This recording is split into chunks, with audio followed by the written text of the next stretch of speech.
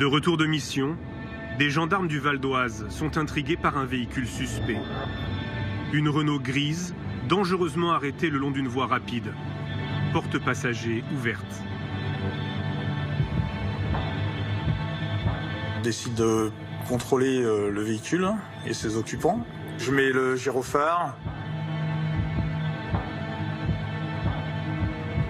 À l'approche des gendarmes, un homme remonte précipitamment dans la voiture qui prend la fuite. Là, on part en course-poursuite direction Sarcelles. Les gendarmes ignorent tout de l'identité des fugitifs.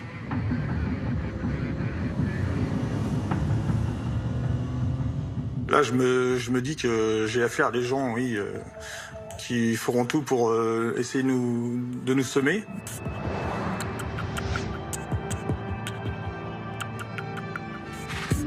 On poursuit le véhicule jusqu'à un rond-point où se trouve l'église chaldéenne en direction de Sarcelles. Là, on fait 2 fois le tour. Ils savent pas où ils vont. Je vois le passager qui oriente par des gestes la direction à prendre. 400 mètres plus loin, un feu rouge bloque la circulation. La voiture des fugitifs est immobilisée. Donc là, on descend du véhicule pour essayer d'interpeller au moins le conducteur. Ah, c'est tendu, ouais. Au moment où on arrive dessus, malheureusement, le feu repasse au vert. Et j'ai juste le temps d'essayer de saisir son bras. Ma main heurte sa tête, ce qui fait lui retirer sa casquette et ses lunettes. Sur le coup, je l'ai pas reconnu. Les fugitifs redémarrent en direction de Sarcelles. Après 6 km de course-poursuite, leur voiture pénètre dans le parking souterrain d'un centre commercial. Je suis arrivé au souterrain, j'ai mis mon véhicule en travers pour bloquer l'issue.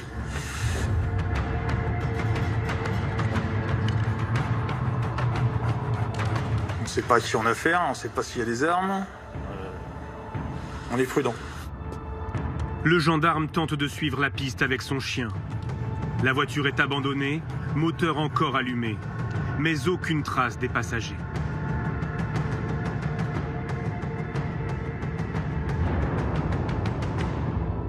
Il faut attendre le soir et l'identification par la vidéosurveillance pour que le gendarme comprenne qu'il a failli arrêter par hasard le fugitif le plus célèbre de France.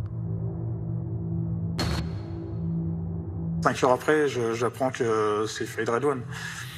Voilà. Je me dis que je l'ai loupé.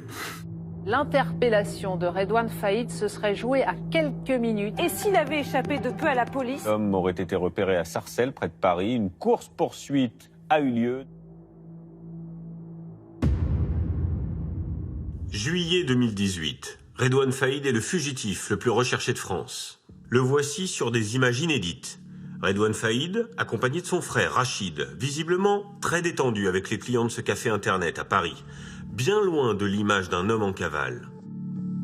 Pourtant, 12 jours plus tôt, il s'est évadé de prison. Une exfiltration spectaculaire en hélicoptère.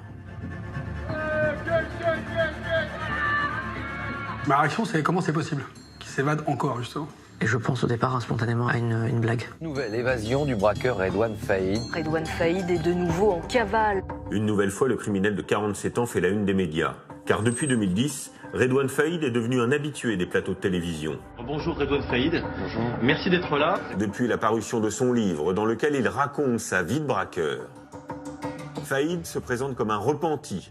On va tourner la page, et puis maintenant c'est mieux comme ça. Jusqu'à l'attaque ratée d'un fourgon blindé et la mort de la policière municipale Aurélie Fouquet. Soupçonné d'être l'organisateur du braquage, Redouane Faïd retourne en prison. Il s'évade une première fois en 2013. Ils nous disent, faites pas les cow-boys, ça sert à rien pour 1400 €, ça c'est pas la peine, quoi.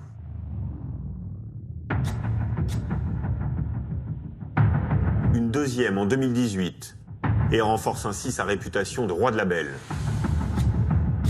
Vous laissez femme et enfants et c'est parti pour 3 mois intenses. Comment les autorités ont-elles traqué le fugitif?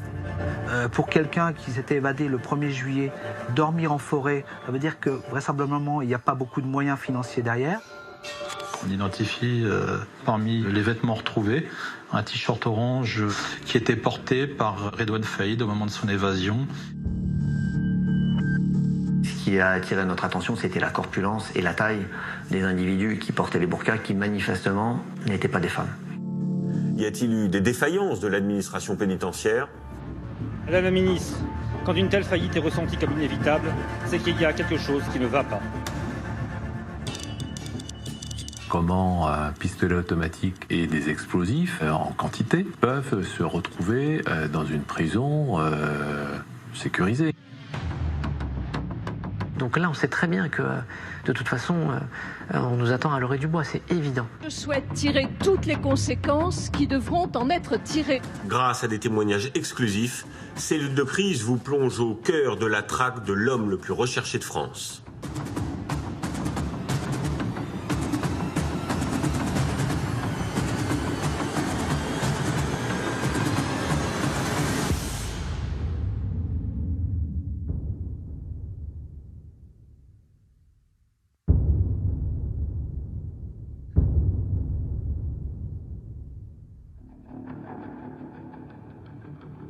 Au cœur de l'hiver 2012, l'administration pénitentiaire organise en urgence le transfert de Redouane Faïd. Le directeur de la prison de Fresnes, où il est détenu depuis 10 mois, est convaincu que le braqueur prépare une évasion. Dans un rapport à sa hiérarchie, il détaille les informations en sa possession. Il apparaît que la personne détenue est tentée d'approcher les personnes condamnées pour des faits de terrorisme, afin d'obtenir des informations sur l'introduction de matières explosives. Ces éléments laissent redouter une volonté de l'intéressé de se soustraire à son incarcération par le biais d'une évasion.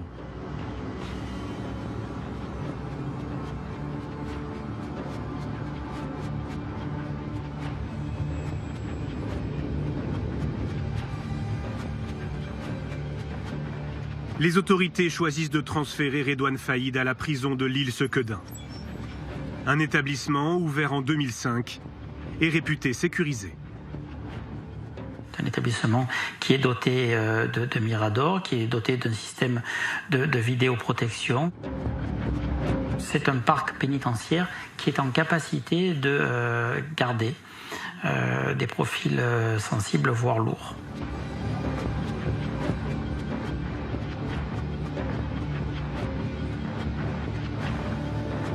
Redouane Faïd est classé détenu particulièrement signalé, un DPS en jargon pénitentiaire.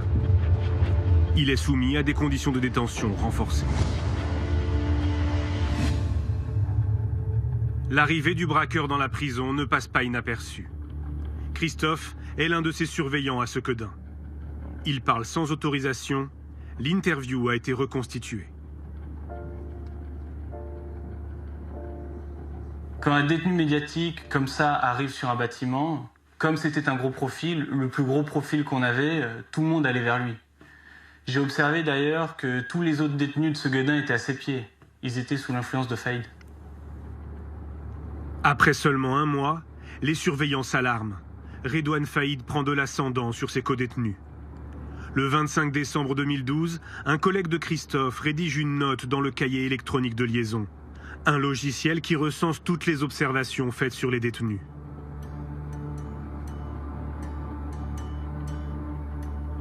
Il passe son temps à discuter énormément avec la personne détenue BS, mais également FA. Ces derniers pourraient être sous son influence pour un éventuel mouvement ou autre au sein du bâtiment B, à surveiller de très près.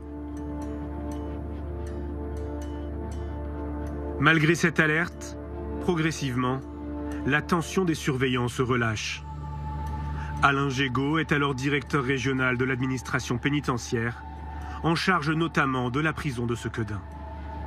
Faïd Redouane va être extrêmement respectueux avec le personnel, il va faire en sorte de se faire oublier, il n'y aura pas d'incident avec un délinquant comme celui-là. Au départ, c'est sûr que quand il arrive, on est tous un peu à l'affût. Après, au fur et à mesure des mois qui passent, on voit rien et la routine s'installe. Après, peut-être qu'on est un petit peu moins vigilant sur certains points sécuritaires.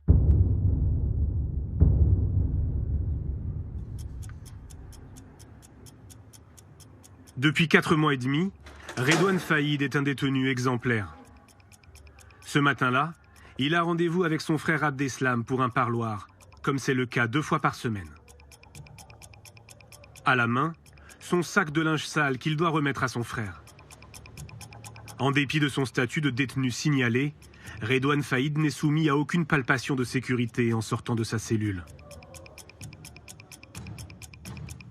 Il descend au parloir, situé au rez-de-chaussée de la prison, près de la cour extérieure.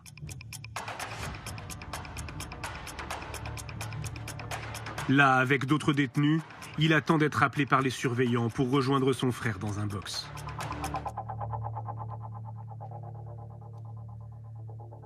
Gérard Carré attend lui aussi pour un parloir. J'étais à côté de Faïd Redouane et je ne le connaissais pas. À un moment donné, il s'est retourné, il s'est mis à genoux et il a commencé à défaire des affaires de son sac. Là, moi, je pensais qu'il avait oublié sa carte d'identité. Alors, je le regardais et il m'a regardé d'un œil noir. J'ai compris que c'était pas le moment de lui donner un coup de main. Donc, j'ai regardé autre part. Redouane Faïd sort un pistolet de son sac de linge. La porte s'est ouverte et lui il s'est précipité. Il a mis, disons, une sorte de bonnet sur sa tête. Et après, bon, j'ai attendu un coup de feu. Redouane Faïd menace une surveillante avec son arme, puis tire en l'air pour prouver qu'elle n'est pas factice.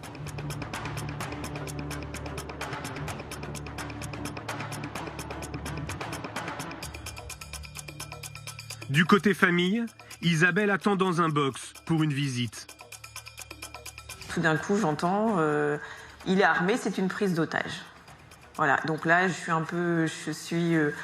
me dis oui, enfin, qu'est-ce qui se passe enfin, voilà. Et puis, j'ai vu passer une personne avec une arme sur la tente d'une autre personne. Avec 3 surveillants sous la menace de son arme, Faïd prend la direction des parloirs. Miguel Langlais, surveillant à Sequedin, commence sa journée de travail. Il va se retrouver pris au cœur de l'évasion. Et là, j'entends la chef qui dit c'est une prise d'otage, c'est Faïd. Dès que j'ai entendu Faïd, tout de suite, on comprend que c'est pas faux et puis il va se passer quelque chose. Je me dis pas que je peux être en danger. Je me dis, faut que j'y aille, je sais pas, c'est l'instinct professionnel. Redouane Faïd se dirige vers la salle d'attente des familles, qui donne directement sur la cour intérieure de la prison. Il détient 3 surveillants en otage. Depuis la fenêtre du couloir, Miguel Langlais observe la scène. Il y a une petite lucarne, et là je vois qu'à l'intérieur, il est en train de mettre quelque chose sur la porte en face. Et là, il me voit, et il me dit, écoute, t'es là, tu restes là. À ce moment-là, vous savez que vous avez une personne armée en face de vous, et vous connaissez le pédigré du bonhomme, vous me dites, je pense que ça va faire mal.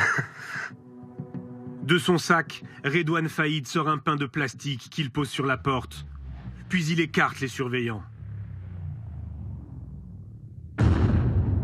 La porte explose et il y a un bout de serrure qui passe à 10 cm de ma jambe. La première explosion, elle me surprend parce que on bouge pas les oreilles. J'ai jamais entendu une explosion aussi forte, à part les pétards.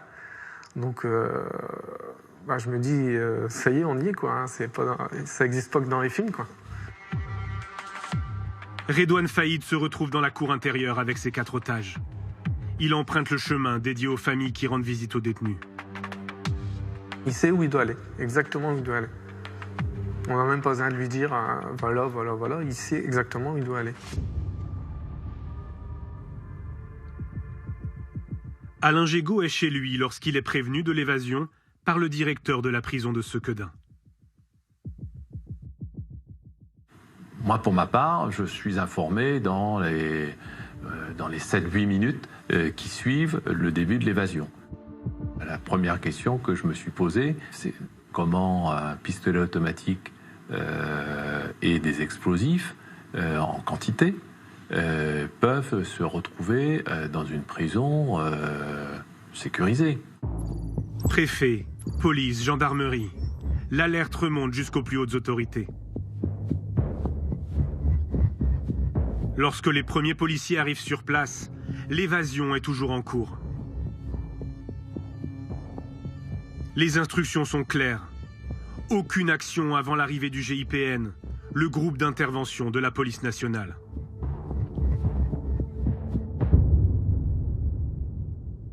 À l'intérieur de la prison, toujours muni de ses pains d'explosifs, Faïd fait sauter une deuxième porte.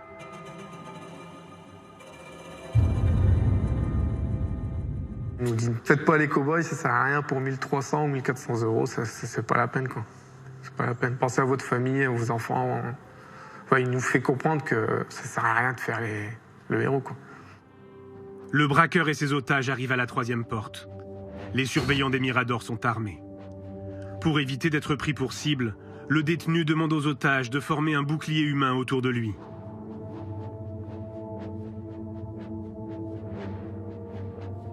Le pire, on l'imagine toujours dans ces moments-là, mais après, oui, dans ma tête, c'est pourvu qu'il y arrive, pourvu que ça se passe bien, pourvu qu'il n'y a pas un collègue qui fasse n'importe quoi, pourvu qu'il sorte.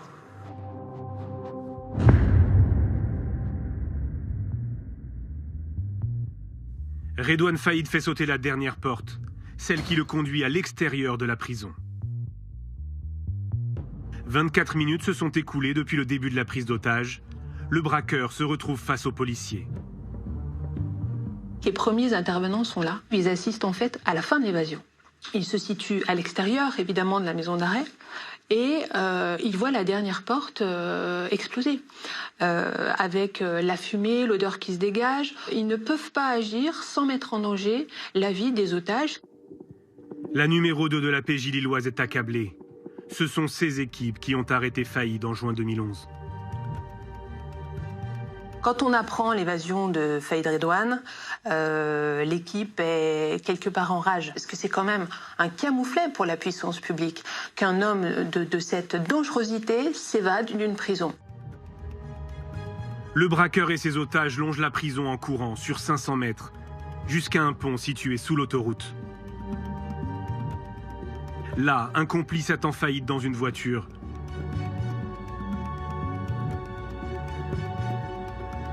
Le braqueur libère alors 3 des 4 surveillants.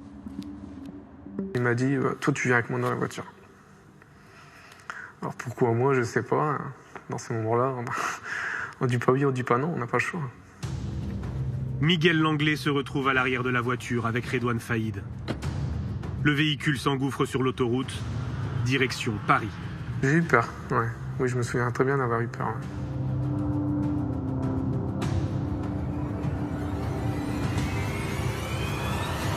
Là, je lui dis, me lâche pas dans une banlieue ou un truc comme ça, parce que en uniforme, ça va pas le faire, quoi. Ça va pas le faire. Et il m'a dit, non, si tu fais pas le cow-boy, je te lâcherai, y a pas de souci. Quelques minutes plus tard, la Renault s'arrête sur la bande d'arrêt d'urgence. Miguel Langlais est relâché.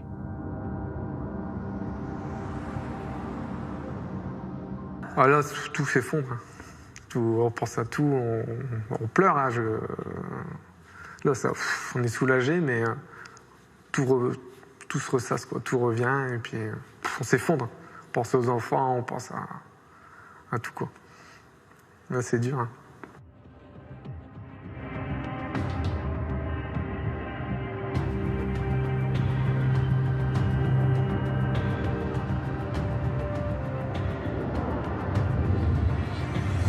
Le véhicule de Redouane Faïd et son complice sera retrouvé à 6 km de là, sur la commune de Ronchin. Brûlé. C'est là qu'on perd la trace du braqueur.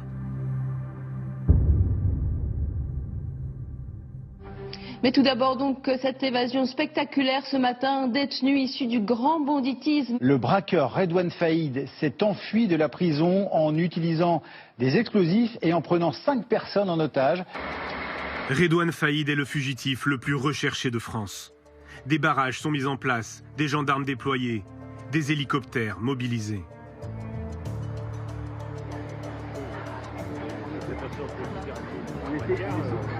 On a encore quelques espoirs de récupérer dans les minutes ou dans les heures qui suivent, c'est une course contre la montre, le fugitif. Les hommes de la police judiciaire de Lille sont les premiers mobilisés. Mais la traque s'étend à tout le pays.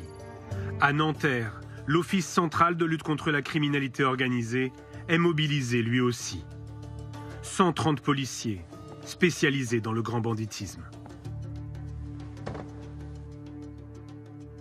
Frédéric Douady est alors le patron de la Brigade nationale de recherche et d'intervention. La BRI est le bras armé des enquêteurs. Dans les premières heures, il peut se trouver dans un gîte à 10 minutes de la maison d'arrêt de Sequedin, comme avoir pris un avion à Bruxelles et être parti à l'autre bout du monde. Les policiers s'intéressent à tous les membres de son entourage qui ont la capacité de l'aider pour une évasion et une cavale. Vincent est le chef d'enquête. Il souhaite préserver son anonymat pour son travail de terrain. On va fonctionner par système de cercle. D'abord, l'environnement proche, famille, femme, enfant, puis la famille, puis les cercles professionnels ou criminels. Ce qu'on travaille évidemment dans ce genre de cas, c'est les parloirs. Et c'est la raison pour laquelle, dès la matinée, sont placés en garde à vue les 2 individus qui avaient des parloirs réguliers avec Faïd Redouane, un de ses frères aînés, Abdeslam, et un de ses neveux. La piste familiale ne donne rien. Abdeslam Faïd, le frère de Redouane qui l'attendait au parloir, est rapidement mis hors de cause. Des centaines de policiers sont à l'heure qu'il est aux trousses de Redouane Faïd depuis son... Cette traque a une particularité qui change la donne. Elle est suivie en direct par les médias.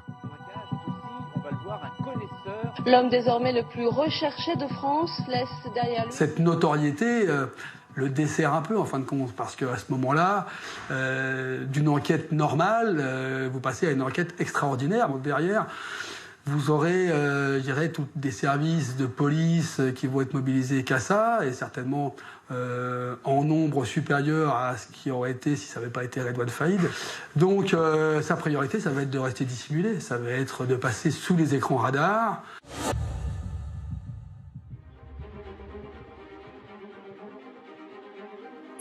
À quelques kilomètres de Nanterre, place Vendôme, la ministre de la Justice tient une réunion de crise. Henri Masse, le numéro 1 de l'administration pénitentiaire, a été convoqué en urgence par Christiane Taubira. Elle est comme tout ministre dont un des services a été pris en défaut par un événement brutalité, par une crise, si vous voulez. Donc elle nous demande de lui fournir des éléments d'explication. Qui autour de lui a pu l'aider? Il y a quels sont ses antécédents? Donc quel est son niveau de dangerosité? Bon, pour les forces de police et de gendarmerie, quelle est sa détermination? Où est-ce qu'il a pu aller?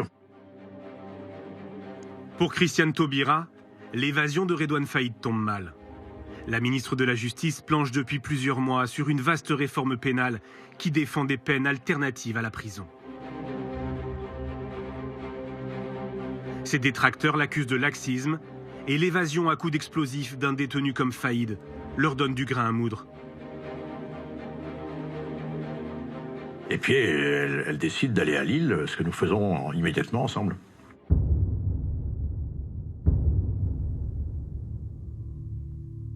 À Sequedin, les responsables de la prison doivent assurer le bon fonctionnement de l'établissement, en dépit des dégâts causés par l'évasion. La prison, après la sortie de Redouane Faïd, se trouvait dans une situation d'insécurité totale, puisqu'il n'y avait plus de porte d'entrée. On ne va pas pouvoir assurer le fonctionnement de l'établissement dans des conditions normales. Sequedin, c'est 800 détenus. C'est un samedi, donc c'est un jour de parloir. Donc ça veut dire qu'il faut aussi expliquer aux détenus que compte tenu de la situation de crise au niveau de l'établissement, les parloirs n'auraient pas lieu, et maintenir les gens dans leurs cellules. En fin d'après-midi, lorsque Christiane Taubira et Henri Mas arrivent sur place, la ministre demande à refaire le parcours de Redouane Faïd. Alain Gégaud les accueille. Quand Christiane Taubira arrive à Sequedin, elle est quand même d'humeur assez désagréable, mais ça peut tout à fait se comprendre. Et donc demande à comprendre ce qui s'était passé et le pourquoi du comment. Ça me confirme ce que je sais, c'est-à-dire que si vous voulez, quand on fait sauter des portes de sortie d'établissement pénitentiaire avec des explosifs, c'est exceptionnel, enfin, c'est quelque chose d'une intensité inconnue. Dans la foulée, une réunion est improvisée entre les syndicats du personnel et la ministre de la Justice. L'ambiance est électrique.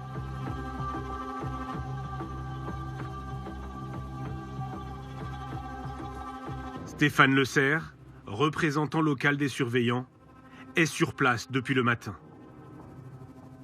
C'est un genre de défouloir où on vit de nos sacs, quoi. On lui dit que c'était prévisible parce qu'on avait alerté à plusieurs reprises l'administration par des courriers, par des tracts, de vive voix. Et on avait toujours dit que la maison d'arrêt de Sequedin, les parloirs, c'était une zone sensible. Prise à partie par les syndicats, Christiane Taubira menace de quitter la salle. La réunion est forcément dans un climat de tension, puisque nous venons de vivre ensemble tous un moment extrêmement dur, et surtout les personnels eux-mêmes. Alors, ils sont partie prenante dans cette affaire exceptionnelle. Donc on prend acte de ce qui vient de passer, et on partage avec eux la difficulté de ce qu'on vit, avec une tension évidente. Les syndicats de surveillants organisent des blocages dans tout le pays. L'évasion mine le terrain de la réforme voulue par la ministre. Elle va devoir lancer en priorité un plan de sécurisation des prisons.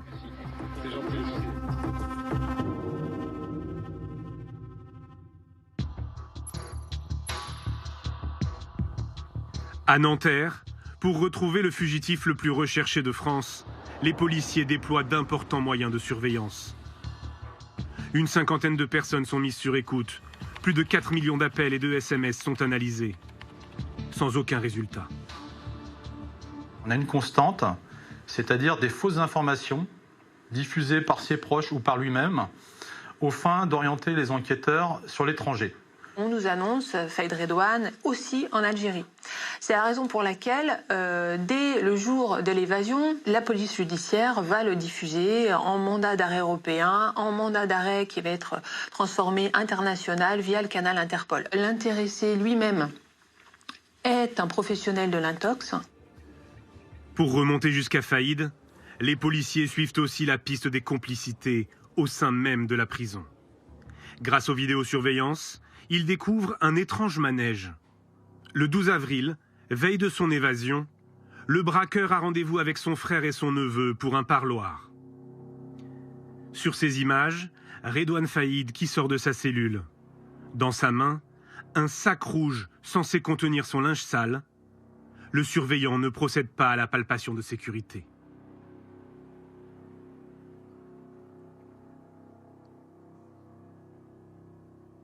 Faïd salue des détenus, puis entre dans le local d'entretien dont l'accès lui est normalement interdit.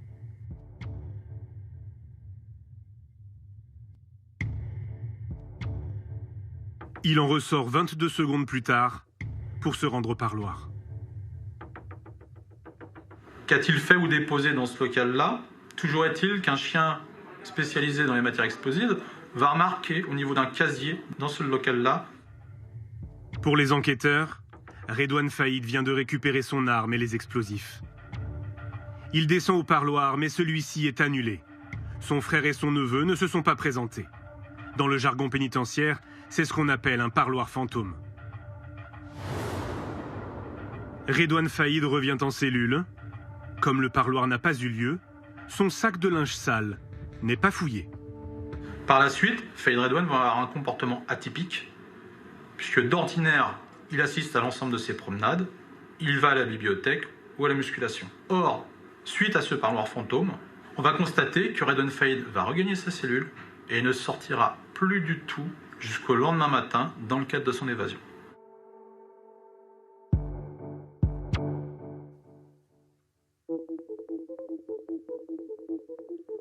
Les policiers placent en garde à vue le surveillant présent ce matin-là.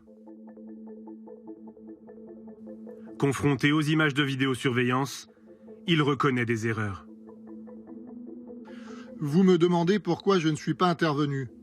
Sur la palpation, je reconnais, je ne l'ai pas fait parce que j'y ai pas pensé. Sa présence dans le local d'entretien, je n'ai pas fait gaffe qu'il est entré dans cette pièce. Ça aurait dû m'interpeller. J'aurais dû m'en rendre compte. Comment expliquez-vous cette succession d'anomalies? La routine. Erreur de ma part. Ce qui est incroyable, c'est que le gardien n'ait rien vu. On a l'impression qu'il est totalement berné par Redouane Faïd.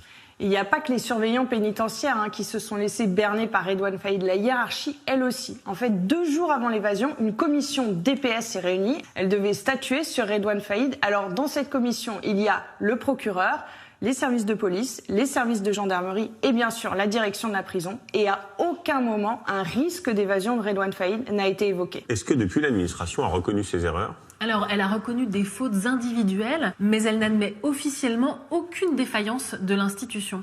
Écoutez le directeur régional de l'époque, Alain Gégaud. Le type, il est seul en cellule. Sa cellule fait l'objet de contrôles réguliers. Il est pris en charge quand il y a des mouvements à l'intérieur de la prison, quand il sort. Qu'est-ce que vous voulez faire de plus par rapport à la prise en charge d'un détenu ? Ça, c'est pour la théorie, mais dans les faits, des défaillances, oui, il y en a eu. En fait, Redouane Faïd était soumis à un régime de détention plus strict. Sa cellule devait faire l'objet de contrôles et de fouilles réguliers. Il devait lui aussi systématiquement être soumis à des palpations de sécurité en sortant de cellule ou en revenant de Paloire. Et ça, ce n'était pas toujours fait. Mais ça ne suffit pas en fait à expliquer l'évasion et les policiers restent persuadés que si une arme et des explosifs ont pu rentrer dans la prison, c'est grâce à une complicité interne.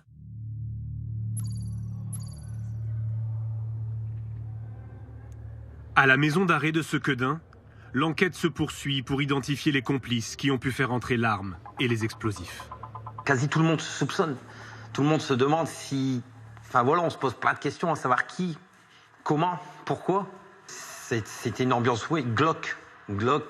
Difficile à vivre. Les policiers suspectent un autre surveillant. Selon certains détenus, il serait connu pour faire entrer toutes sortes d'objets illégaux dans l'établissement. Il est placé en garde à vue.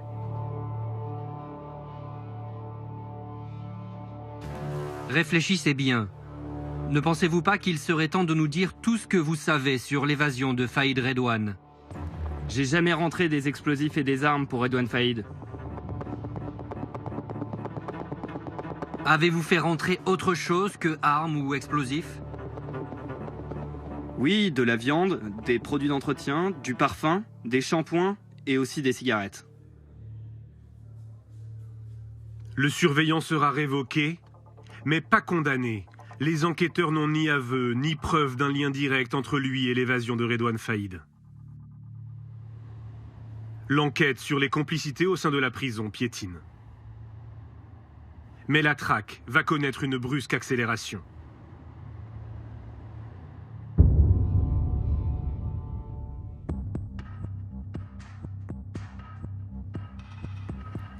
« 40 jours après l'évasion, les policiers reçoivent une information d'un de leurs indiques.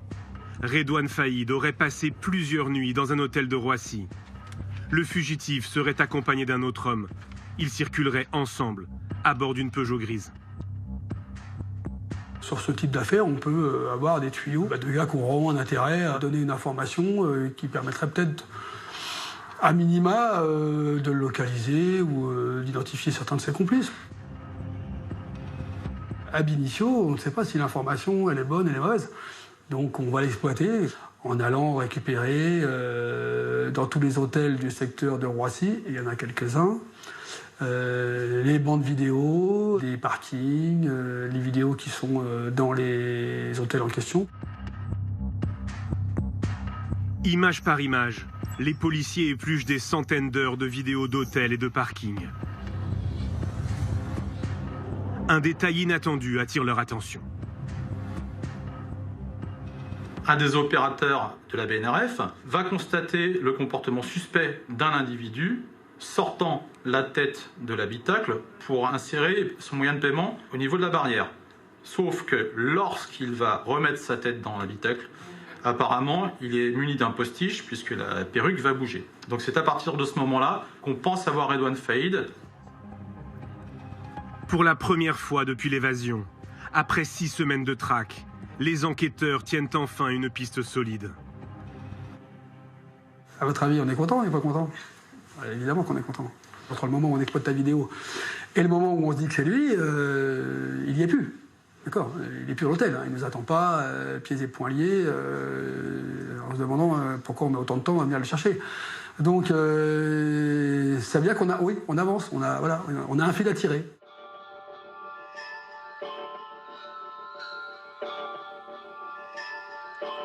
Grâce à cette image prise sur le parking, les policiers remontent jusqu'à un hôtel Ibis. 30 enquêteurs sont mobilisés pour éplucher à nouveau les vidéosurveillances de l'établissement. Cette fois, ils reconnaissent formellement Redouane Faïd. Il porte une perruque et des lunettes de soleil. Il sort de l'ascenseur, des sacs à la main. Sur une autre vidéo, les policiers le voient entrer dans l'hôtel, accompagné d'un homme. Là, on le voit en pied, on voit... Voilà, puis surtout, on détecte la présence d'un autre individu qui l'accompagne. Hein. Et pour le coup, celui-là, il a un nom. L'homme aux côtés de Redouane Faïd a réservé la chambre d'hôtel sous sa véritable identité, Hassan Bourouas. Âgé de 29 ans, il est connu des services de police pour vol et port d'armes, mais n'a jamais été incarcéré. Il a le profil parfait pour Redouane Faïd. C'est quelqu'un qui ne laisse pas de traces. On n'arrivera pas à lui remonter de ligne téléphonique. Et d'ailleurs, c'est une commande de Redouane Faïd pour avoir ce type d'individu à ses côtés. C'est un loup solitaire. Les critères demandés par Redouane Faïd, c'était quelqu'un qui n'allait pas lui amener la police, quelqu'un qui n'était pas recherché. Lorsque les policiers identifient Faïd, les 2 hommes ont déjà quitté les lieux. Pour retrouver leurs traces, les enquêteurs sollicitent les groupes hôteliers dans toute la France. Ont-ils une réservation au nom d'Hassan Bourouas? Le 28 mai, la confirmation tombe. Un dénommé Bourouas occupe une chambre dans un motel de Ponto-Combo, en Seine-et-Marne. La réservation, elle est en cours, par contre.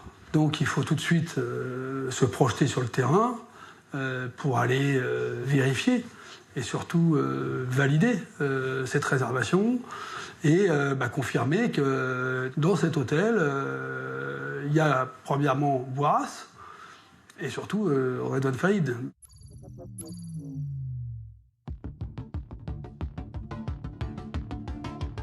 Un important dispositif de surveillance est mis en place. Une trentaine de policiers planquent dans des voitures sur le parking. Ils se font passer pour des clients ou du personnel de l'hôtel. Ils guettent le retour de Redouane Faïd et d'Hassan Bourouas. À 22h40, les 2 hommes regagnent leur chambre. Leur présence sur place est confirmée par des policiers en civil. Voilà, on est suffisamment bien placé pour confirmer que c'est bien lui qui utilise cette chambre et avec son homme de confiance. Et donc une fois qu'il est dans la chambre d'hôtel, il y est. Donc il ne leur sortira pas. La BRI nationale demande des renforts au PJ de Versailles et de Lille. Une centaine de policiers est sur place. Légalement, la police ne peut pénétrer dans un appartement avant 6h du matin. Mais dans les affaires de grand banditisme ou de terrorisme, les juges autorisent des assauts au milieu de la nuit. Le feu vert tombe par email à minuit 45.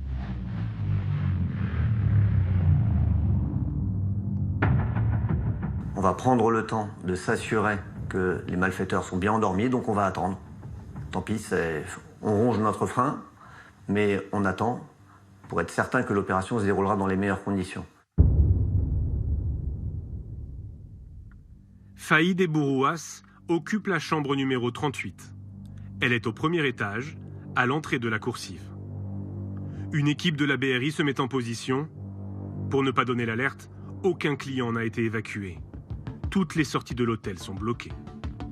On va encercler l'immeuble pour permettre ensuite à la colonne d'intervention de venir se positionner. Mais au préalable, on a évité tout risque de fuite. Donc, quand on est appelé sur ce genre d'événement, on a forcément une petite appréhension. C'est one shot, hein. C'est pas, on n'a pas droit à un coup d'essai et puis on ne peut pas se reprendre si jamais on a loupé. Non, il faut être sûr notre coup, quoi. Après 46 jours de traque, la BRI donne l'assaut. La progression est annoncée par la colonne, qu'elle monte dans les escaliers, qu'elle s'approche de la porte, qu'elle va pénétrer dans les lieux. Bon, évidemment, il y a le top interpellation qui est annoncé au moment où la porte est ouverte. On a quelques secondes de silence et puis l'annonce du résultat de l'opération. Objectif serré, interpellé, et c'est surtout sans incident. L'opération a duré quelques secondes. Aucun coup de feu n'a été tiré. Redouane Faïd n'oppose aucune résistance. Il a vite compris qu'il ne pouvait pas jouer. Il sait qu'il ne pourra pas s'échapper.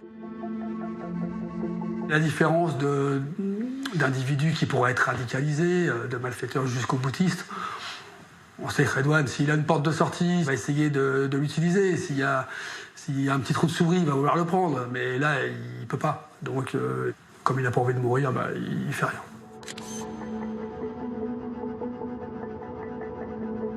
Il est groggy et puis il sait qu'il est fait, il a les menottes dans le dos et voilà, il monte dans la voiture et il va pas dire un mot jusqu'à de notre bureau. C'est l'info du jour, l'arrestation de Redouane Faïd. La cavale est terminée pour l'ennemi public numéro 1. Interpellé dans la chambre d'un hôtel, Redouane Faïd qui était grimé puisqu'il portait une perruque et une barbe.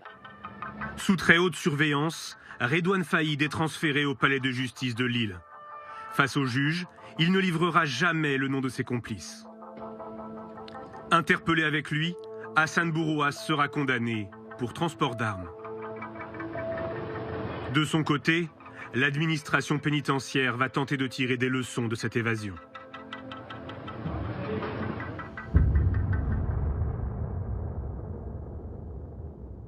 Vous découvrez les images de la garde des Sceaux, la ministre de la Justice. C'est tout de même assez exceptionnel de voir Madame Taubira entrer à l'instant dans le studio d'Europe 1 pour répondre dans quelques minutes aux questions de Jean-Pierre Elkabbach dans ce drôle de décor, Maxime. Pendant 6 jours, Christiane Taubira ne s'exprime pas publiquement sur l'arrestation. Puis elle choisit la prison même où Redouane Faïd est incarcéré pour une interview exclusive sur son nouveau plan de sécurisation des prisons. Xavier Yvon. Depuis Robert Badinter en 1976 à Fresnes, aucun ministre de la Justice n'avait accepté de faire une émission en direct d'une prison. Vous lancez, Christiane Taubira, un plan pour renforcer la sécurité dans les prisons. 33 millions d'euros seront consacrés à de nouvelles technologies de surveillance. Est-ce qu'une nouvelle évasion de Redouane Faïd, qui est ici à Fleury-Mérogis et qui écoute peut-être s'il a une radio, ou d'autres détenus, deviendra impossible? Je ne fonctionne pas aux faits divers et je n'établis pas un plan de sécurité de 33 millions d'euros sur la base de l'évasion d'un individu. Et ce plan gouvernemental annoncé, on l'a vu, à grand renfort de communication, qu'est-ce qu'il va changer? Eh bien, plusieurs dizaines de millions d'euros vont être investis pour empêcher que des objets rentrent illégalement en prison. Ce sont par exemple des portiques, comme on peut en voir dans les aéroports, ou bien des filets pour empêcher que des objets soient projetés par-dessus les murs. Et c'est efficace? Apparemment non, puisqu'à Condé-sur-Sarthe, il y a quelques semaines, la compagne d'un détenu a fait entrer illégalement un couteau en céramique avec lequel 2 surveillants ont été agressés. Ce plan, il vient aussi renforcer les mesures de sécurité encadrant les DPS, les détenus particulièrement signalés.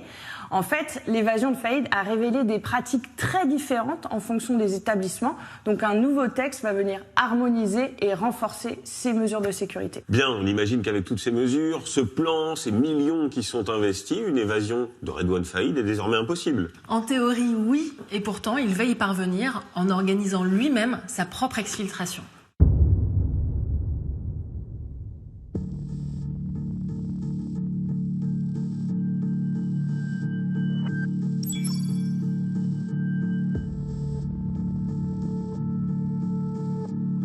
Le centre pénitentiaire sud-francilien, à Réau. C'est dans cette prison récente, réputée parmi les plus sûres de France, qu'est incarcéré Faïd depuis le 21 novembre 2017. Condamné à 10 ans de prison après son évasion de l'île Sequedin, Il figure sur la liste officieuse des 10 détenus les plus susceptibles de s'évader. La direction de la prison a donné des consignes spécifiques. Des palpations de sécurité quotidiennes, 2 fois par mois, des fouilles à nu, avant et après chaque parloir, une fouille intégrale et l'interdiction de tout contact avec les autres détenus. Ce surveillant parle sans autorisation. Son interview a été reconstituée.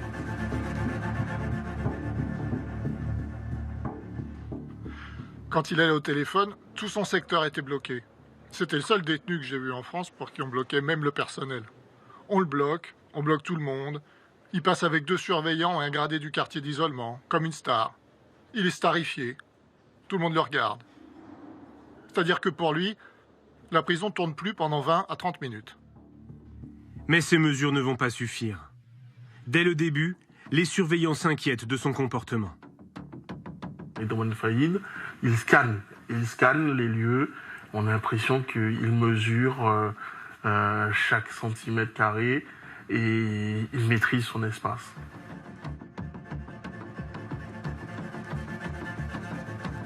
Faïd, c'est lui qui nous observait en fait.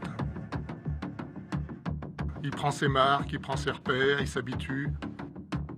Les agents font remonter ces observations à leur hiérarchie. À partir de janvier 2018, moins de 2 mois après l'arrivée de Faïd, la direction régionale envoie des emails d'alerte auprès de la direction de l'administration pénitentiaire. La direction régionale de Paris réitère la demande de transfert en urgence, par mesure de sécurité et surtout pour éviter un incident très grave.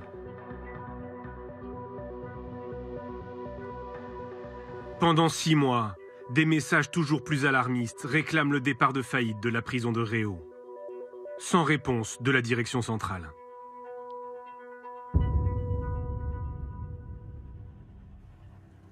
En février 2018, les surveillants de Réau soufflent. Le braqueur est jugé en appel à Paris pour l'attaque ratée d'un fourgon blindé dans laquelle la policière municipale Aurélie Fouquet a été tuée. Le temps du procès, Faïd est transféré à Fleury-Mérogis. À l'issue de ce procès, des peines seront prononcées à l'identique, peut-être plus. Voilà. Après, nous, ce que nous aurions souhaité sont des aveux, mais je pense que nous ne les obtiendrons pas. Redouane Faïd est condamné à 25 ans de prison pour association de malfaiteurs. Il se pourvoit en cassation.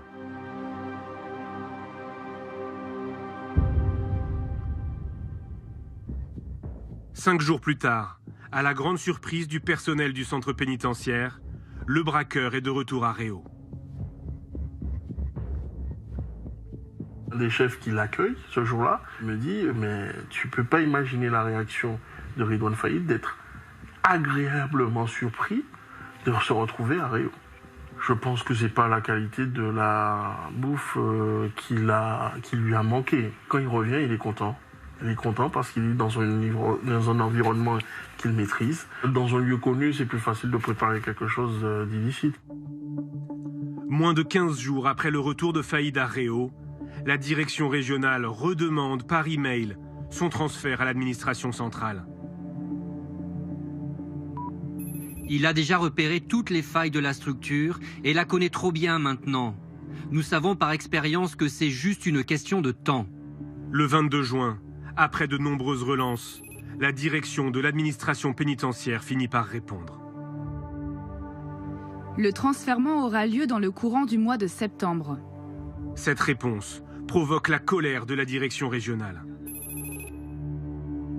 Je considère votre décision très dangereuse pour le centre pénitentiaire sud-francilien, pour le personnel et pour l'ordre public.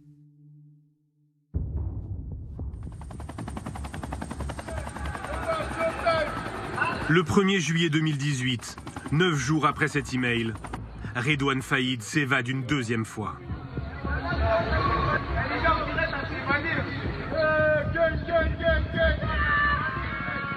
Je reçois un coup de téléphone de mon adjoint chef de service qui me dit en ces termes Faïd s'est barré. La spectaculaire évasion. L'évasion du braqueur Redouane Faïd. Je reçois un SMS sur un des téléphones qui me dit Redouane Faïd s'est évadé. Et je pense au départ spontanément à une blague. Et ensuite, je regarde le deuxième téléphone et là, je vois que j'ai une vingtaine d'appels en absence. Et donc là, je comprends qu'il y a un énorme problème. Redouane Faïd s'est enfui de la prison de Réau à bord d'un hélicoptère. C'est un petit peu l'incrédulité quand même qui m'envahit. Parce que c'est un détenu particulièrement surveillé. Les questions sur son évasion sont nombreuses. Ma réaction, c'est comment c'est possible qu'il s'évade encore, justement. Et d'un autre côté, alors qu'on est condamné à 25 ans de réclusion criminelle, comment ne pas envisager la suite de sa vie qu'au travers d'une évasion? Redouane Faïd est de nouveau en cavale.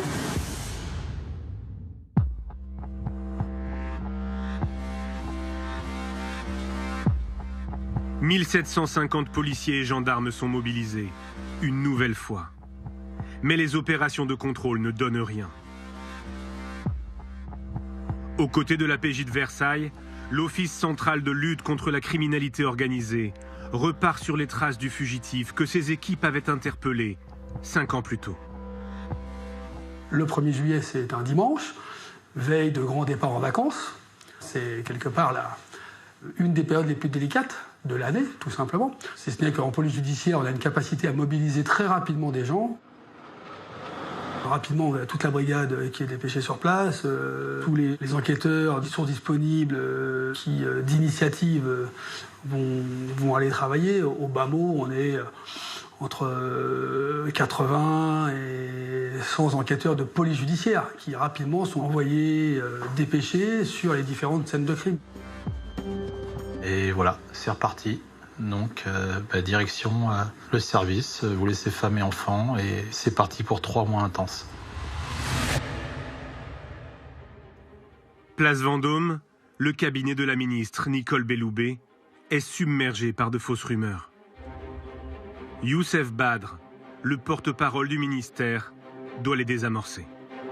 J'ai des médias qui m'appellent pour me dire il s'est évadé avec plusieurs détenus, et donc il serait pas parti seul, avec d'autres DPS et tout ça. Donc du coup, j'essaie de vérifier ces éléments-là, en fait, au départ.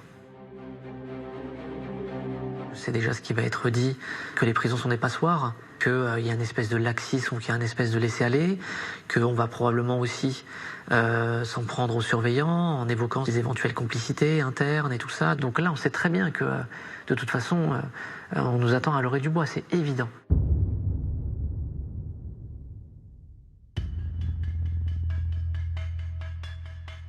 En fin d'après-midi, le 1er juillet, la ministre se rend à Réau.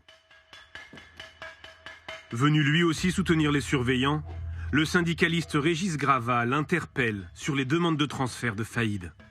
Je dis à la ministre, il y a des éléments qui prouvent clairement qu'il y avait quelque chose qui se préparait et les agents vont remonter. Maintenant, qu'ont fait vos services? Donc sa réponse est une réponse politique. Si on pouvait vraiment prévoir avec certitude, où elle dit qu'elle acquiesce, mais à mi-mot, et elle est super gênée par ça. Devant les journalistes, Nicole Belloubet ne met pas en avant la question des transferts, mais confirme une faille dans la sécurité de la prison. Nous avons là un commando qui sans doute avait repéré les lieux par le biais de drones. L'enquête judiciaire qui est en cours le dira certainement, et qui a donc conduit à cette évasion tout à fait spectaculaire en permettant à un hélicoptère de se poser sur la seule cour de la prison qui n'était pas couverte par des filins de sécurité. En fait, la première faille qui est identifiée, c'est ça. Et la première question que se pose la ministre, c'est de se dire pourquoi il n'y a pas de filin anti-hélicoptère dans la cour d'honneur. On découvre juste qu'en 2011, lorsque l'établissement est livré, en fait, les filins anti-hélicoptères sont prévus dans le cahier des charges. Donc ils sont prévus sur la cour d'honneur. On ne saura jamais parce qu'on n'y était pas, mais on ne saura jamais pourquoi ils n'ont pas été installés. La garde des Sceaux livrera l'explication 2 mois plus tard, devant une commission de l'Assemblée nationale. Elle est plutôt embarrassante pour l'administration pénitentiaire. Ils n'ont pas été posés à la demande de l'administration pénitentiaire. Il a en effet été considéré à l'époque que cette cour d'honneur était un lieu où les détenus ne circulaient pas. Un détenu ne naît dans la cour d'honneur qu'au moment où il rentre dans la prison et où il en sort, ou pour les extractions. Ça n'était à l'époque pas perçu comme un risque. Dès les premières heures, les policiers analysent les appels de tous les téléphones mobiles à proximité des zones traversées par le commando. Ils repèrent 5 téléphones actifs pendant l'évasion. Ils n'émettront plus aucun signal par la suite. Ces téléphones sont ceux des complices de Faïd. Leurs déplacements permettent de reconstituer l'organisation très minutieuse de l'exfiltration. Les policiers espèrent ainsi remonter jusqu'aux fugitifs.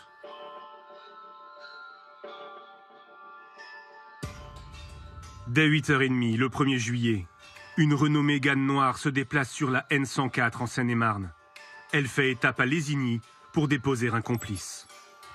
L'homme porte le matériel qui va servir à l'évasion.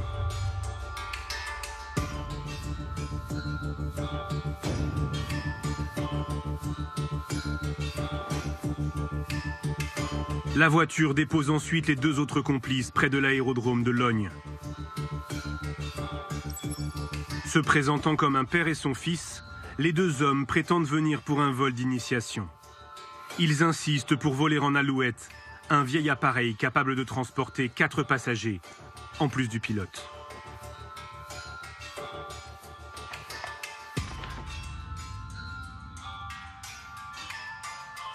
La Renault Mégane retourne ensuite à Gonesse et se gare en bordure de la D370, près d'une station essence. C'est là que l'hélicoptère déposera Redouane Faïd et les membres du commando, après l'évasion.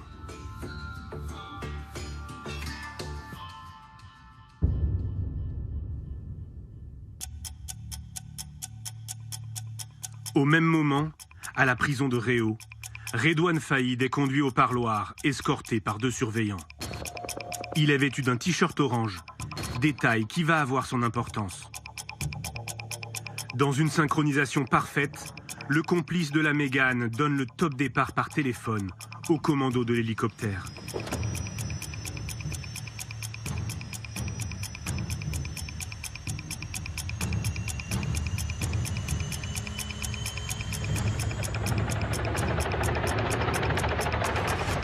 L'appareil détourné se pose à Lésigny. Le 3e complice monte à bord. Dans son sac, une disqueuse, des cagoules, des brassards de police et des armes.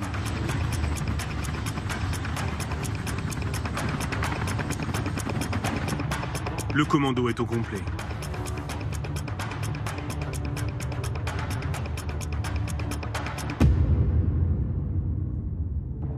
À 11h18, l'hélicoptère arrive au-dessus de la prison de Réau.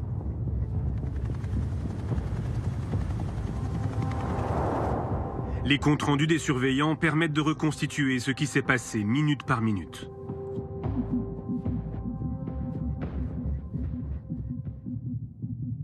À 11h18, au poste central d'information, une surveillante est alertée par un son inhabituel. J'ai entendu le bruit assourdissant, semblable à celui d'un hélicoptère venant du haut. Un premier individu est descendu du côté droit. Il était vêtu d'une combinaison foncée noire. Un second individu est descendu du côté gauche.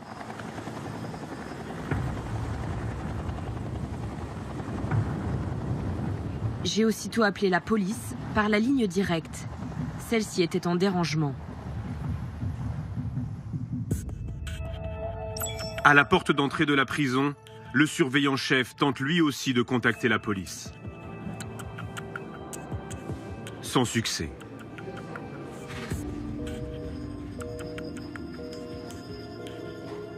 Un de ces hommes finit par utiliser son portable pour joindre le commissariat le plus proche. À mon grand étonnement, on nous a dit « c'est une blague ». Au bout du téléphone, un policier demande aux surveillants de décliner leur identité, leur adresse, leur fonction. Devant tant de questions, nous nous sommes énervés. Nous lui avons demandé de nous prendre au sérieux et de nous envoyer des renforts tout de suite.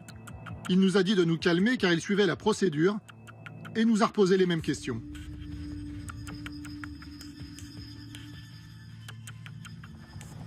Le surveillant-chef distingue à l'intérieur de l'hélicoptère le pilote tenu en joue par un homme cagoulé.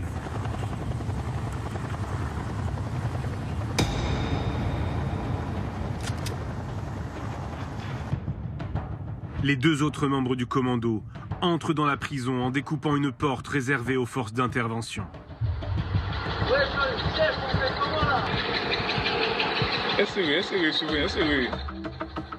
Suivant la procédure en cas de crise, les surveillants ramènent tous les détenus dans leurs cellules. Mais pour Faïd, les consignes sont strictes. Il ne doit croiser personne lors de ses déplacements. Donc on est sur le point de bloquer tous les mouvements et de sortir Faïd, et c'est à ce moment-là que le commando arrive. Ça s'est joué à peut-être une petite minute, quoi. Mais vraiment à peu de choses près, parce qu'on avait déjà évacué tout le parloir sauf lui. Le surveillant resté au parloir se retrouve nez à nez avec un membre du commando.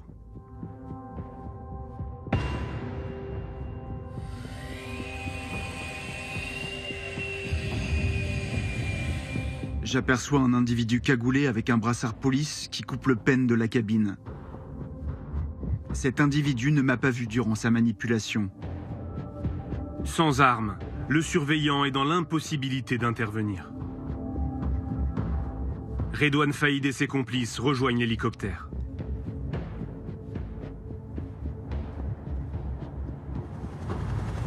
À 11h28, ils quittent la prison. L'exfiltration a duré moins de 10 minutes.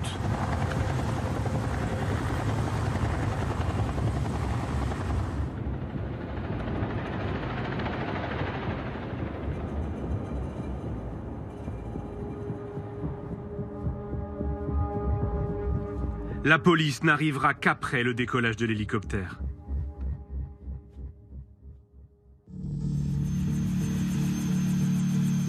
Dans sa fuite, le commando multiplie les manœuvres pour brouiller les pistes. Après une 50aine de kilomètres de vol, l'hélicoptère se pose à Gonesse.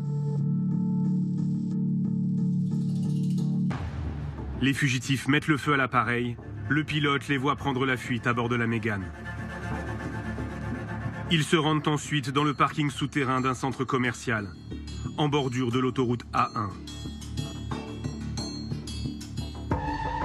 À 11h49, les complices incendient la voiture. Faïd monte dans une Kangoo blanche garée par un complice. À 11h53, la vidéosurveillance du parking prend ce cliché. On y voit Redouane Faïd à la place du passager. La Kangoo rejoint la 1 et remonte vers Senlis. À 12h11, les lignes téléphoniques des membres du commando cessent toute activité.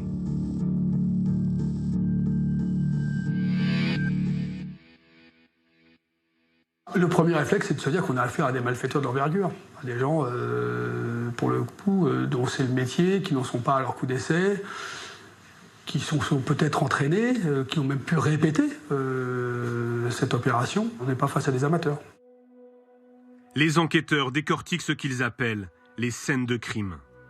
L'hélicoptère retrouvé à Gonesse en partie brûlé. La Mégane utilisée comme voiture relais et abandonnée par le commando dans le centre commercial, elle aussi calcinée. La Kangoo blanche retrouvée brûlée dans l'Oise, moins de 24 heures après l'évasion. L'ensemble de l'opération a été mené en moins de 5 heures. Aucun coup de feu n'a été tiré. C'est une évasion sans aucun coup de feu, sans aucune résistance. Effectivement, ça peut paraître surprenant, mais les surveillants pénitentiaires ne sont pas armés. Alors depuis peu, certains syndicats réclament des tasers, mais le ministère de la Justice campe sur ses positions. En fait, ce qu'ils craignent, c'est qu'en cas d'évasion ou de mutinerie, ça se termine en bain de sang. Alors, il y a bien des surveillants qui sont armés, ce sont ceux qui sont dans les miradors, mais ils ont interdiction de tirer sur un hélicoptère en vol. Écoutez les explications du ministère de la Justice. C'est la loi, en fait on ne peut pas tirer sur un hélicoptère en vol, et l'hélicoptère fait un vol stationnaire.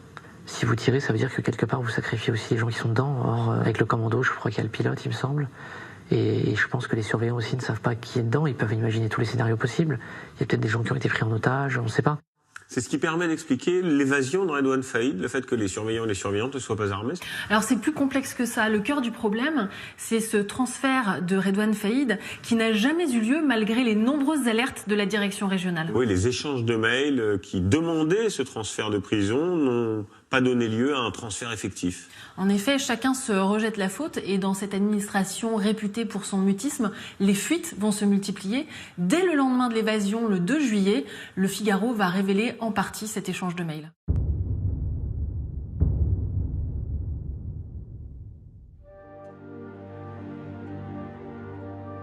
Dans ces mails, les services pénitentiaires avaient demandé son transfèrement rapide au vu de sa menace sérieuse de passage à l'acte.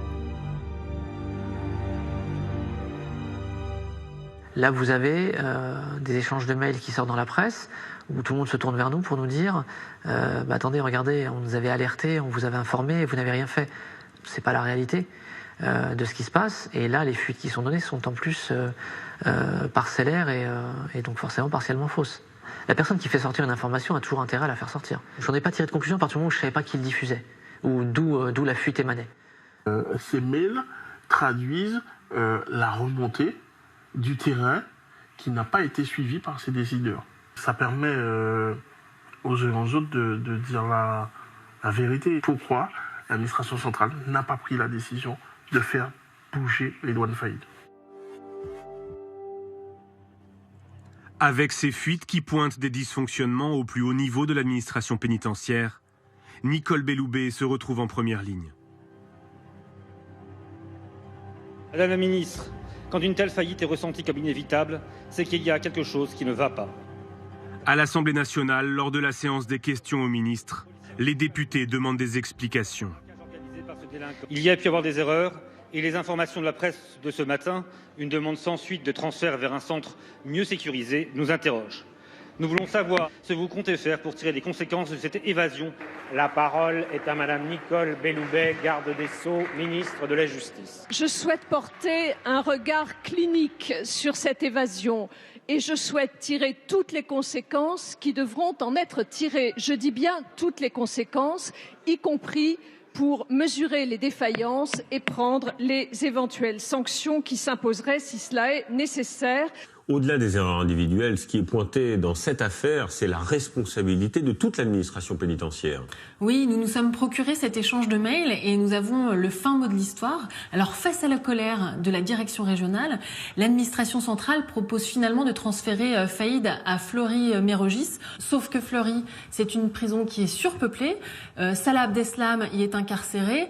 Elle a été ébranlée par le suicide de détenus, mais aussi de surveillants. Et surtout, Faïd la connaît déjà. Donc c'est l'impasse et aucune solution alternative n'est proposée. Alors cette question des transferts, elle va être le révélateur de sérieux dysfonctionnements au sein de l'administration.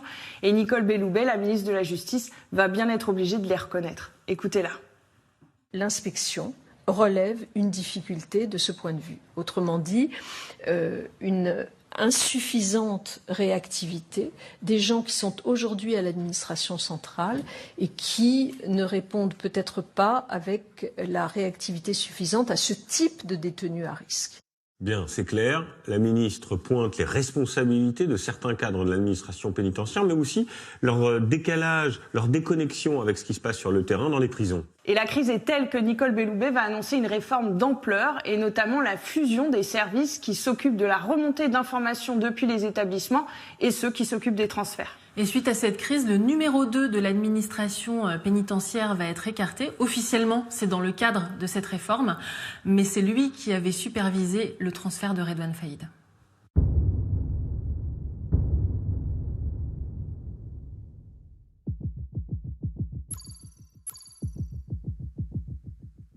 Pendant que le ministère de la Justice fait face à la polémique, à Nanterre, le numéro 2 de la police judiciaire se plie à l'exercice d'une conférence de presse. Je ne suis pas habilité à vous parler du fond de l'affaire, évidemment. Philippe Vérony s'exprime rarement sur une enquête en cours. Mais la police veut montrer que la traque de Faïd est une priorité. Les premières constatations laissent à penser que le commando était composé d'environ 4 ou 5 personnes, non identifiées, je m'empresse de le dire évidemment. En fait, un premier membre du commando est sur le point d'être identifié. Rapidement, les enquêteurs abandonnent la piste de complicité dans le grand banditisme. Selon eux, le fugitif Faïd attire trop la lumière. Dans les jours qui vont suivre, ça va être la piste familiale qui va se décider concernant Redouane Faïd. Il n'y a pas de bandits ou de malfaiteurs qui ont voulu s'associer à son projet d'évasion, parce qu'ils doivent se douter qu'à côté du moment où il aura réussi à s'évader, il aura sur le dos tous les flics de France. Donc tous ceux qui seront dans son entourage et qui auront été associés seront dans la nasse, et seront dans les mailles du filet et seront levés un jour ou l'autre. Au sein de la brigade de recherche des fugitifs, c'est le policier qui avait déjà traqué Faïd après l'évasion de 2013 qui supervise l'enquête. Nous travaillons sur toutes les archives de la police, notamment les anciennes affaires, et on essaye de ressortir l'identité de ses complices. Et on s'est aperçu que Redouane Faïd, des membres de sa famille avaient été mis en cause, notamment 2 de ses neveux. Des frères de Faïd et certains de ses neveux sont connus des services de police. Il faut tisser une toile d'araignée, essayer de s'assurer que les gens qu'on cible sont bien là. S'ils sont pas là, on est en droit de se dire qu'ils sont peut-être du coup avec Redouane. Bon, on va s'intéresser du coup à leurs proches, à proprement parler, les frères, les cousins, les oncles, les tantes, les neveux. La plupart habitent la région de Creil, dans l'Oise. Des écoutes téléphoniques sont lancées, les policiers se déploient dans la ville. Un travail de filature très délicat. Chaque cible mobilise 5 à 7 policiers. Ils savent tous qu'à un moment ou à un autre, ils risquent d'être surveillés par la police. Donc on est obligé d'engager beaucoup de fonctionnaires de façon à ce que ce ne soient pas toujours les mêmes qui soient au contact et qu'il puisse y avoir une rotation, je dirais, dans les surveillances qui vont être exercées. Les enquêteurs vont donc désormais se concentrer sur les membres de la famille de Redouane Faïd. Ils vont se focaliser en fait sur 2 frères, les 2 frères qui rendent le plus souvent visite à Redouane Faïd en prison, Brahim Faïd et Rachid Faïd. Alors Brahim, il est présent le jour de l'évasion, il nie toute implication. Les enquêteurs vont quand même le placer en garde à vue et ils le relâchent au bout de 30 heures. Et l'autre frère, Rachid ? Rachid, il rend une dernière fois visite à Redouane en prison le 26 mai, c'est 1 mois avant l'évasion.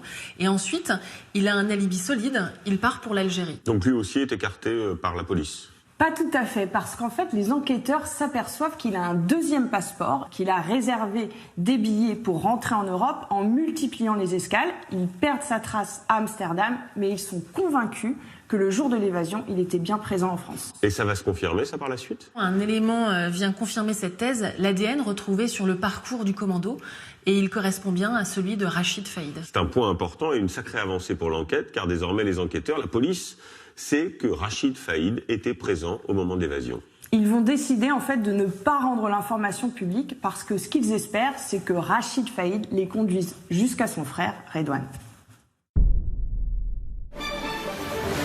Bonjour Stéphane. Bonjour Jérôme. Vous êtes pilote d'hélicoptère. Nous découvrons votre voix, votre visage aussi. On a beaucoup parlé de vous depuis dimanche dernier, depuis cette évasion spectaculaire de Redouane Faïd. Ils me font descendre de l'hélicoptère, ils me prennent en joue avec des armes et des coups de crosse et m'expliquent ce qu'on allait faire et leur choix d'aller aller chercher un ami à la prison de Réau. Et ils m'expliquent qu'il faut que j'obtempère et que je fasse bien mon travail, sinon ma famille serait certainement menacée et que quelqu'un était devant chez moi. Le récit de la prise d'otage est précis, mais pour les enquêteurs, des questions persistent. Le vol de l'hélicoptère semble très préparé. Le plein d'essence aurait été calculé au plus juste pour décoller avec 5 passagers. Un vol sans GPS, en rase-motte, pour échapper au radar. Le commando a-t-il été aidé par un expert?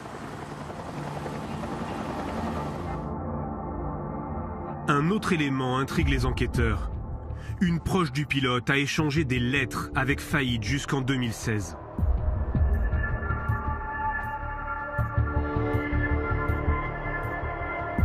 Neuf mois plus tard, le pilote et 2 de ses proches seront placés en garde à vue. Mais visiblement, aucun élément ne prouve une implication dans l'évasion. Aucune charge n'est retenue. Ils sont tous relâchés.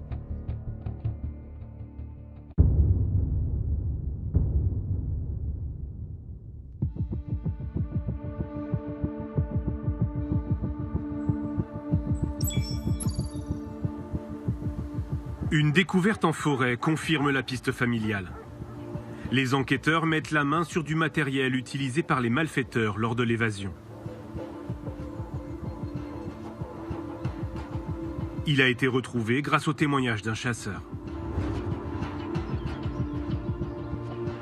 c'était quelqu'un qui a pour habitude de fréquenter cette forêt, qui est témoin d'un manège un peu suspect, qui voit des gens qui à l'heure à laquelle il les croise, manifestement n'ont rien à faire dans ce secteur boisé à proximité de Creil, qui va passer son chemin, qui va y retourner par la suite et qui va tomber sur des effets vestimentaires.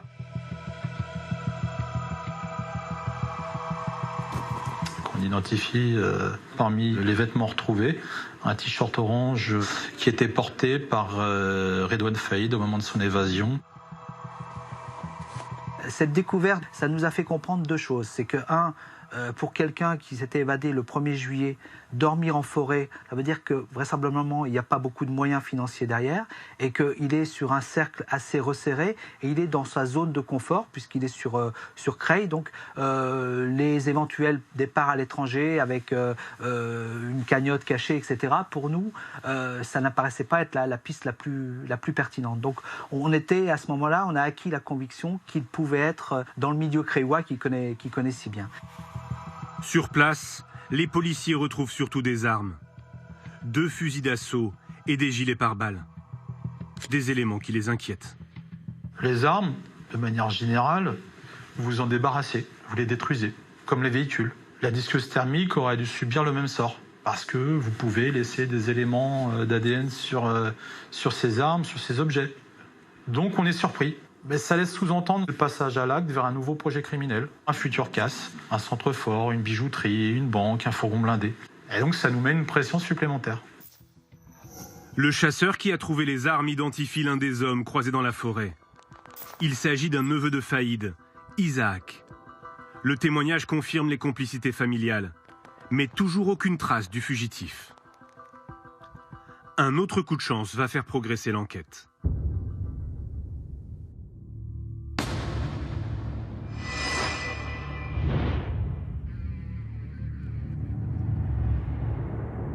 Pris en chasse par une voiture de gendarmerie après un contrôle inopiné, Faïd et un complice se réfugient dans le parking d'un centre commercial.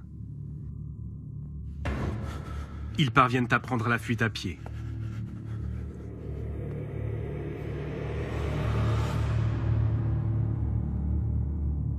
Rapidement sur place, les gendarmes de la brigade de recherche ignorent que la voiture était conduite par Redouane Faïd. Ils pensent avoir affaire à des cambrioleurs. Je vois rapidement qu'il y a à l'intérieur tout le nécessaire à commettre des cambriolages, à savoir visseuse dévisseuse, pied de biche, marteau. Je m'aperçois également qu'il y a des affaires, donc t-shirt, jeans, sales, et également brosse à dents et rasoir. Des boîtes attirent leur attention. L'une d'entre elles contient une matière blanche non identifiée, l'autre, des câbles électriques.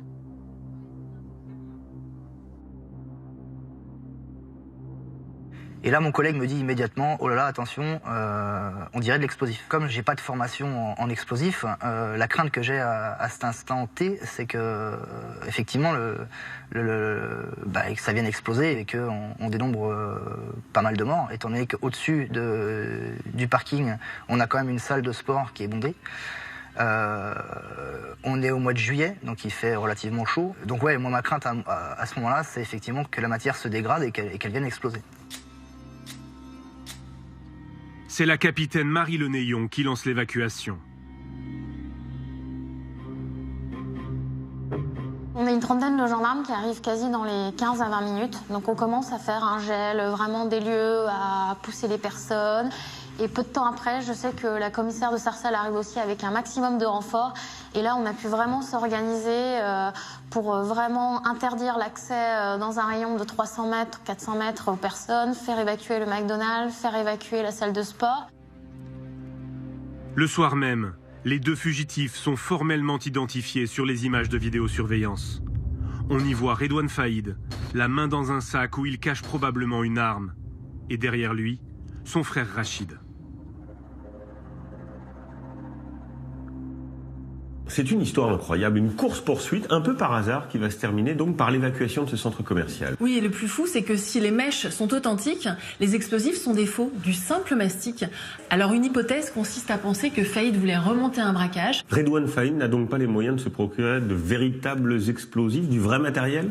En fait, Redouane Faïd, il est seul, isolé, et une cavale, ça coûte très cher. Surtout quand on est un bandit connu comme lui, les tarifs, par exemple, pour de faux papiers, ça grimpe vite. Donc il cherche par tous les moyens à se procurer de l'argent. Il envisage, par exemple, de remonter sur un braquage. L'autre élément très important, c'est que dans la voiture, les enquêteurs retrouvent des papiers qui leur permettent de remonter à un cybercafé en plein cœur de Paris. Le passage de Redouane Faïd dans ce cybercafé a été filmé par la vidéosurveillance. Nous nous sommes procuré les images. Elles n'ont jamais été diffusées. Regardez. 12 jours après l'évasion, Redouane Faïd et son frère plaisantent dans un cybercafé parisien. C'est ici qu'ils ont acheté, sur Internet, la Laguna Grise, prise en chasse par les gendarmes à Sarcelles.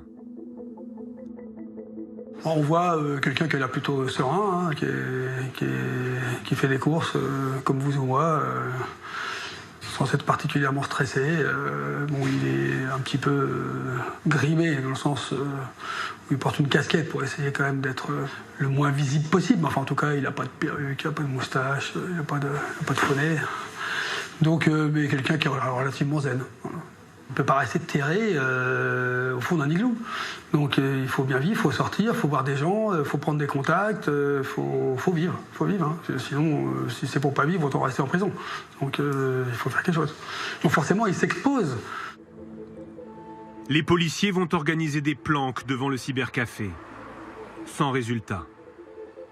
Mais une nouvelle fois, le fugitif va devoir s'exposer.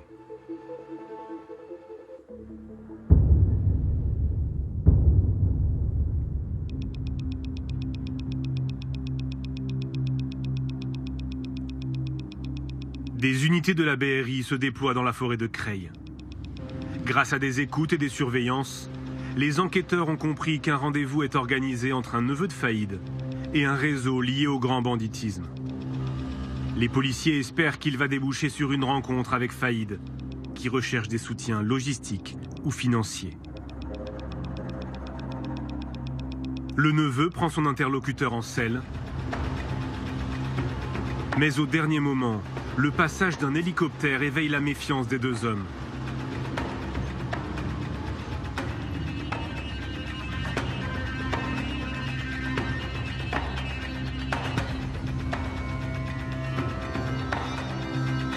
Le rendez-vous n'aura pas lieu. Le neveu fait demi-tour. Les policiers le laissent partir. Il est leur seul lien avec Faïd. Est-ce qu'on en sait plus aujourd'hui sur ce fameux rendez-vous secret ? En fait, cette information, elle n'était jamais sortie parce qu'on se trouve en pleine zone grise, celle des indiques, des informateurs de la police, et les enquêteurs veulent en dire le moins possible, tout simplement parce qu'en fait, les bandits étudient leurs méthodes pour mieux les déjouer ensuite. Et après ce rendez-vous, que devient le neveu ? D'une manière générale, en fait, les complices de Redouane Faïd se savent surveiller, ils redoublent de prudence, et malgré les énormes moyens mobilisés, les heures d'écoute de surveillance, l'enquête piétine. Les policiers, ils vont explorer toutes les pistes. Alors, il y a un chauffeur de taxi qui leur parle d'une conversation qu'il a entendue dans sa voiture. Une journaliste qui tenterait d'avoir rendez-vous avec Redouane Faïd. Alors, ce qu'ils vont faire, c'est avec l'accord des juges d'instruction, ils vont placer cette journaliste sur écoute et il y aurait même eu des filatures. Ce qui va poser question parce que ces pratiques sont contraires aux règles du secret des sources. Oui, d'ailleurs, sa chaîne BFM TV a annoncé son intention de porter plainte. Et cette piste du taxi, elle va mener à quelque chose ? Cette piste, elle ne va mener à rien. En fait, la traque, elle est au point mort. Donc les policiers vont accentuer la pression sur l'entourage de Faïd pour faire un peu bouger les lignes et ils vont cibler tout particulièrement sa famille.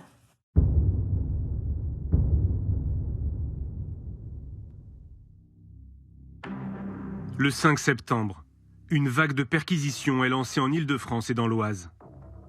Les policiers cherchent à mettre la pression sur l'entourage de Faïd, dans l'espoir que l'un des proches sous surveillance commette une erreur.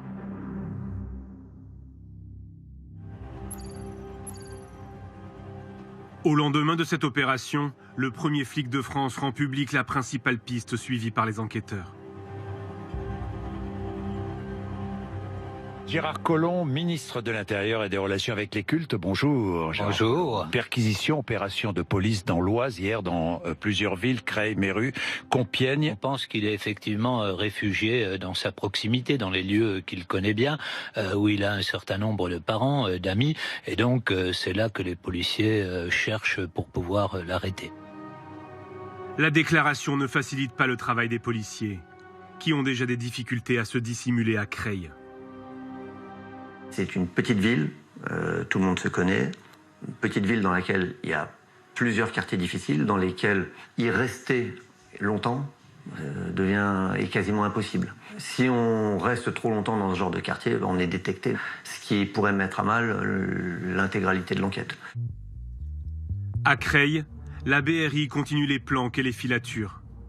Fin septembre, le changement de comportement d'un neveu de Redouane Faïd intrigue les policiers. Au gré de la surveillance d'un des membres de la famille, on s'aperçoit qu'il a des déplacements qui ne sont pas forcément très cohérents par rapport à ce qu'on peut penser de son activité quotidienne, qui consistait d'ailleurs à rester majoritairement dans sa cité. Ça va attirer notre attention et nous laisser penser que peut-être, à certains moments, il va pouvoir aller au contact de Redouane Faïd. Le téléphone du neveu leur permet de remonter jusqu'à un autre portable. C'est un téléphone qui avait une activité particulière, qui n'était allumé notamment que la nuit. Et donc les filatures engagées pour essayer d'identifier l'utilisateur de ce téléphone nous amènent à identifier un véhicule. Ce véhicule, il va nous amener à Creil et à un immeuble où on avait déjà en fait eu des informations sur la présence dans cet immeuble de manège un peu suspect.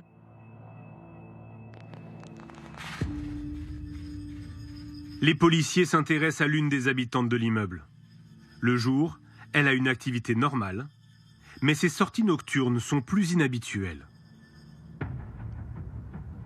Elle est en contact avec 2 personnes en niqab qui sortent de son immeuble et montent à bord de sa voiture. Des tenues peu courantes dans ce quartier de Creil. On va utiliser à la fois des moyens humains et techniques pour surveiller cette adresse. Et on va revoir de temps à autre ce binôme et effectivement constater que la personne sous le niqab est assez grande, a du mal à se déplacer et qu'il y a de grandes chances pour qu'effectivement ce soit un homme. Difficile de les suivre dans les rues désertes. La BRI mobilise une 50aine de policiers pour mettre en place ce qu'elle appelle un jalonnement. Les gens de la BRI sont des gens qui sont complètement rompus à ces techniques et qui, plutôt que de partir en voiture derrière une cible, préfèrent plutôt occuper le terrain, jalonner, occuper la carte et sur les grands axes et permettre de signaler des passages plutôt que d'être derrière, j'allais dire à la queue leu-leu, ou à 1h ou 2h du matin avec les phares, ça peut être très délicat. Au cours de la 3e nuit, l'utilisatrice du véhicule va déposer les individus à un autre véhicule.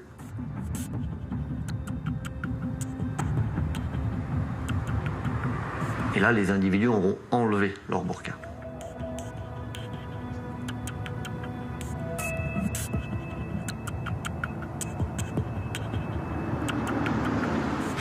Ils sont extrêmement méfiants. Donc ça nous conforte dans l'idée que ces individus sont à minima des gens recherchés et particulièrement aguerris.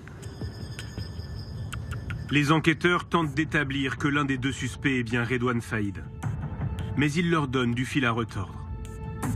On est face à un individu qui connaît très bien notre façon de fonctionner. Pour déjouer nos surveillances, le moindre rond-point, il va faire 2 fois le tour et il va rouler très en dessous des limitations de vitesse. De façon à ce que si un véhicule le suit, il soit automatiquement détecté.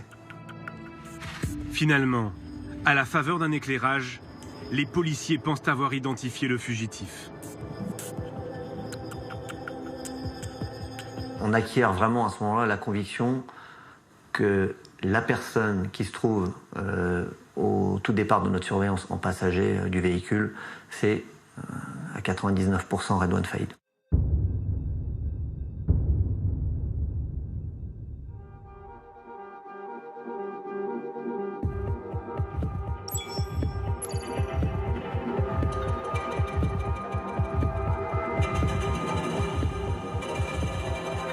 L'assaut est donné après 93 jours de traque.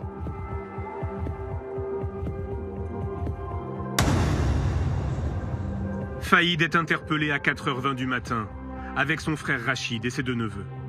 En tout, 7 personnes sont mises en examen.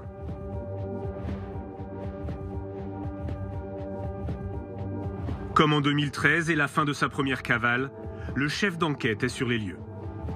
Il me reconnaît, hein, je le vois dans son visage. Il est assis menotté, mis à disposition par les groupes d'intervention. On a des armes retrouvées à proximité de lui. Il est hagard, voilà. Il sait que c'est perdu. Puis tout de suite, voilà, le naturel revient au galop et il va nous demander qui l'a balancé. Assez rapidement, il va se mettre à parler, presque à sourire, quoi. Voilà, parce qu'il sait que, je pense qu'il a déjà en tête le 3e projet. Redouane Faïd retourne en prison. Une cellule l'attend dans le centre de haute sécurité de Vendin-le-Vieil. Les mesures d'isolement sont encore renforcées. Pour cette nouvelle évasion, Faïd risque jusqu'à 20 ans de prison.